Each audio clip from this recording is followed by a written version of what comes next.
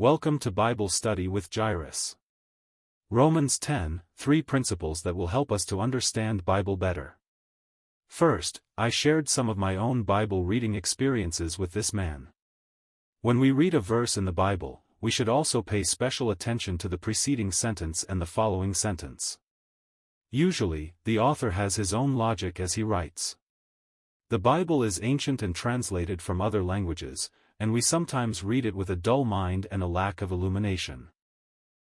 We don't often understand the logic behind it, but when you pay attention to the previous and following verses, you will gradually understand what the author is saying.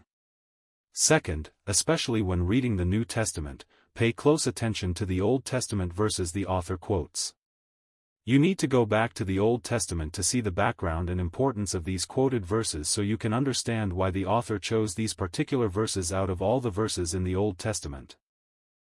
Remember, the New Testament author's train of thought. The verses he quoted from the Old Testament may express the same meaning. Since he can only quote a few sentences and not the entire Old Testament, it is important to pay attention to the background of the Old Testament verses. Third, we should pay special attention to the first sentence of each chapter. Although the Bible was not originally divided into chapters, the translators may have received inspiration from the Holy Spirit as they split the Bible into chapters. I feel these chapter divisions have the intention of the Holy Spirit on them, so figuring out the first verse can help you understand the main point of the entire chapter.